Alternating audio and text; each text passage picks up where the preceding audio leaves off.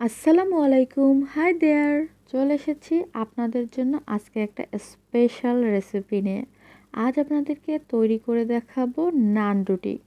কীভাবে Turkish bread অথবা নান রুটি খুব সহজে গ্যাসের চুলায় তৈরি করতে পারবেন, সেই সহজ রেসিপিটা নিয়ে আজ আমি হাজির হয়েছি। চলুন তাহলে দেখে নেই।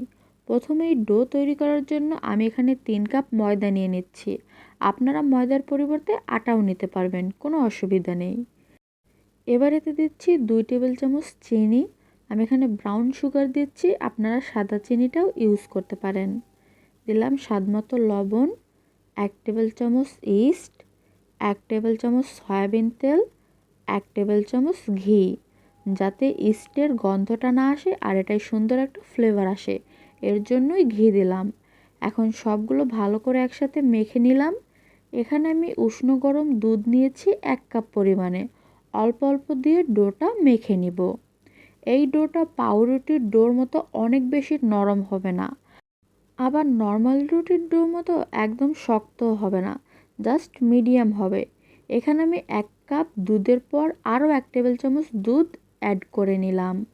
এখন ভালো করে ডোটা আমি ময়ান দিয়ে নিয়েছি। 2 হাত দিয়ে এটাকে এভাবে রাউন্ড করে নিচ্ছি। এবার এটাকে রেস্টে রাখার আগে আমি উপরে হালকা একটু তেল মেখে দিব, যাতে উপরটা ড্রাই না হয়ে যায়। এবারে ঢাকনা দিয়ে ঢেকে এটাকে 1 ঘন্টা রেস্টে রেখে দেব।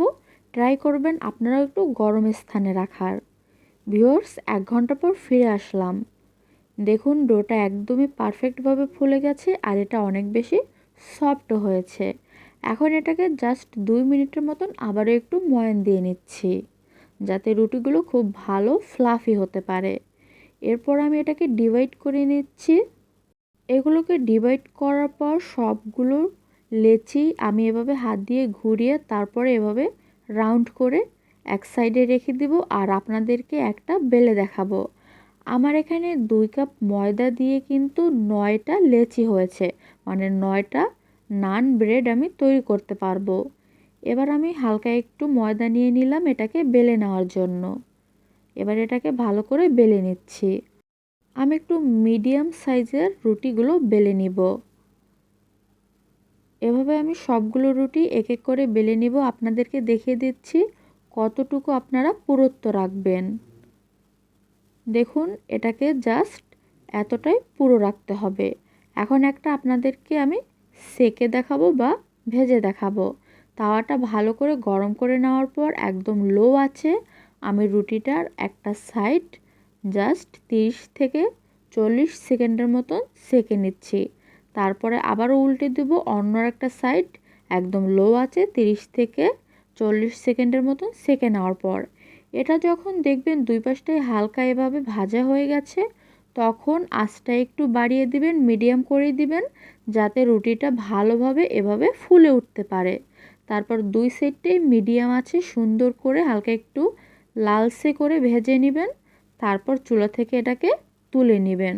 আমার দুই সাইডটি সুন্দরভাবে ফুলে ওঠার পর হালকা একটু লালচে হয়ে গেছে, আমি তুলে নিলাম। এভাবে আমি সবগুলো ব্রেডই কিন্তু ভেজে নিয়েছি। আর দেখুন এটা কিন্তু অনেক সফট হয়েছে। আমি আপনাদেরকে একটা ছিঁড়ে দেখাচ্ছি। দেখুন এটা কতটা নরম আর তুলতুলে হয়েছে, ভেতরটাও কিন্তু পারফেক্টভাবেই কুক হয়েছে। সো ভিউয়ার্স, আর দেরি কেন, একদম বারবিকিউ বা চিকেন তন্দুরির সাথে এই নান রুটিটা ঘরেই তৈরি করে এনজয় করুন। থ্যাংক ইউ সো মাচ ফুল ভিডিওটা দেখার জন্য। ভালো লাগলে লাইক শেয়ার কমেন্ট করবেন। আজ আসি, আল্লাহ হাফেজ।